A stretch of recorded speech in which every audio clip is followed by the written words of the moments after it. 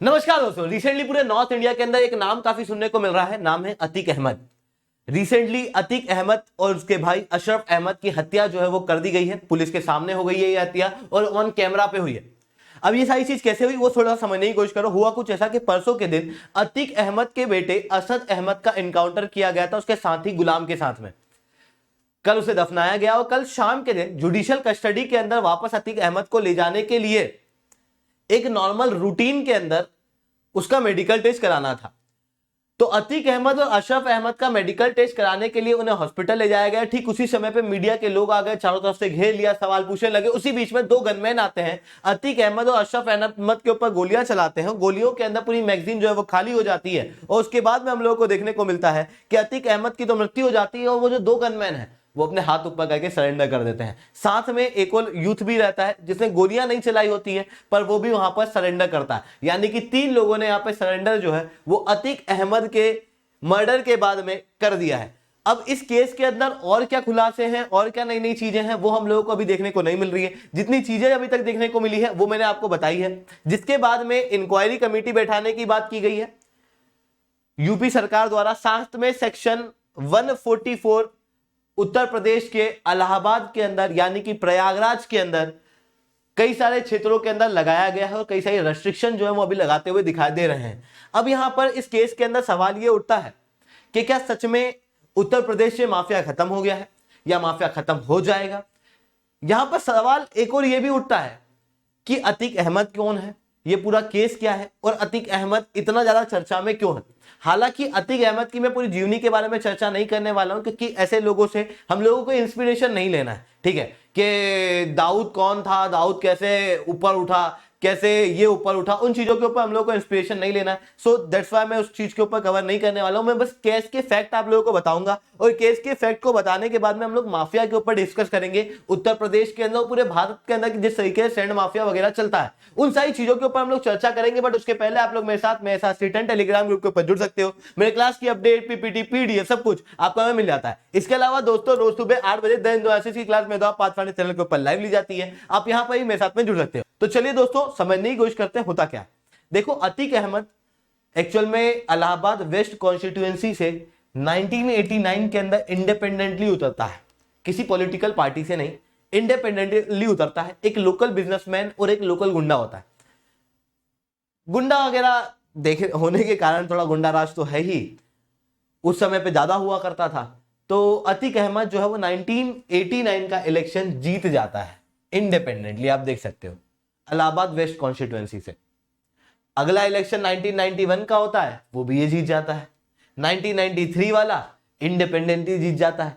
3 बार independently लगातार election जीतने के बाद में अगला जब इलेक्शन होता है 1996 में, तो समाजवादी पार्टी अतीक अहमद को टिकट देती है एमएलए के पद के लिए। जिसके बाद में 1996 के अंदर भी अतीक अहमद जो है वो इलाहाबाद वेस्ट कॉन्स्टिट्यूएंसी से जीतता है। इस चीज से आपको समझ में आ रहा होगा कि इलाहाबाद वेस्ट कॉन्स्टिट्यूएंसी इसका एक मेन गढ़ रहा था, एक मेन जगह रही थी जहां पर ये अपना कॉन्स्टिट्यूएंसी समझता था कि ये तो मेरी जगह, ये तो मेरी कॉन्स्टिट्यूएंसी, यहां पे मेरे को कोई हरा नहीं सकता। अब होता कुछ ऐसा है कि 2002 के इलेक्शन के अंदर भी अतीक अहमद जीतता है। 2004 में आपको पता होगा तो लोकसभा के इलेक्शन होते हैं और जब लोकसभा के जनरल इलेक्शन होते हैं तो उस समय पे समाजवादी पार्टी अतीक अहमद को टिकट देती है लोकसभा के इलेक्शन के लिए। लोकसभा के इलेक्शन वो जीत भी जाता है, मेंबर ऑफ पार्लियामेंट बन जाता है। आप समझ रहे हो गुंडा राज। 2004 के अंदर जब अतीक अहमद फिर से लोकसभा के अंदर जीतता है तो उसके बाद में उसे लेजिस्लेटिव असेंबली की सीट जो है वो छोड़नी पड़ती है। जब वो लेजिस्लेटिव असेंबली की सीट छोड़ता है तो उसके बाद में लेजिस्लेटिव असेंबली के अंदर बायपोल होते हैं 2004 में। और 2004 में जब बायपोल होते हैं तो उस समय पर वो अपने भाई अशरफ अहमद को वहां पर उतारता है। यहां पर इस कॉन्स्टिट्यूएंसी के अंदर उसके भाई अशरफ अहमद को उतारा जाता है क्योंकि उसको लगता है कि हमारा गढ़ है। अब थोड़ा सा फैमिली ट्री को समझो। आपको यहाँ पर अतीक अहमद देखने को मिल रहा है। अतीक अहमद का भाई है अशरफ अहमद, ठीक है। इसके लगभग 5 बेटे हैं जिसके अंदर आपको ये असद अहमद देखने को मिलेगा जिसका परसों इनकाउंटर किया गया था।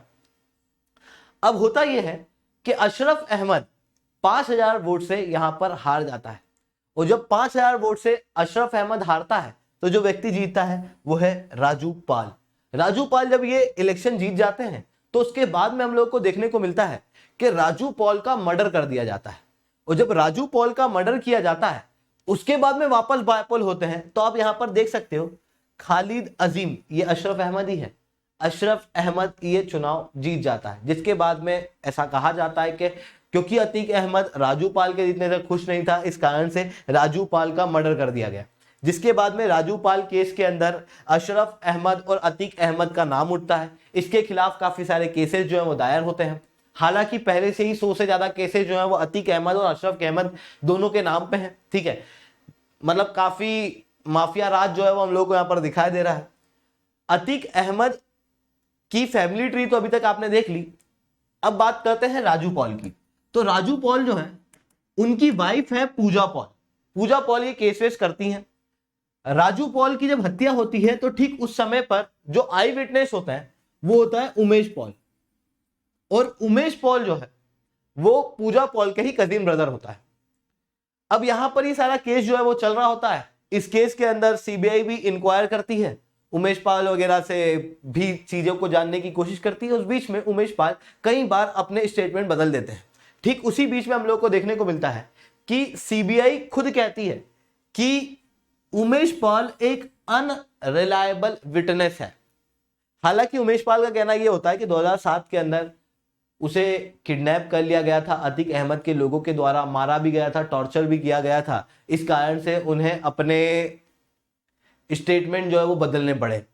हालांकि सीबीआई ने उमेश पॉल को अनरिलायबल विटनेस जो है वो घोषित कर दिया होता है, बट उसके बावजूद हम लोगों को देखने को मिलता है कि 24 फरवरी 2023 के दिन उमेश पॉल और उसके साथ में 2 और पुलिस वाले को गोली मार दी जाती है। क्लियरली सीसीटीवी फुटेज के अंदर ये चीज दिखाई देती है।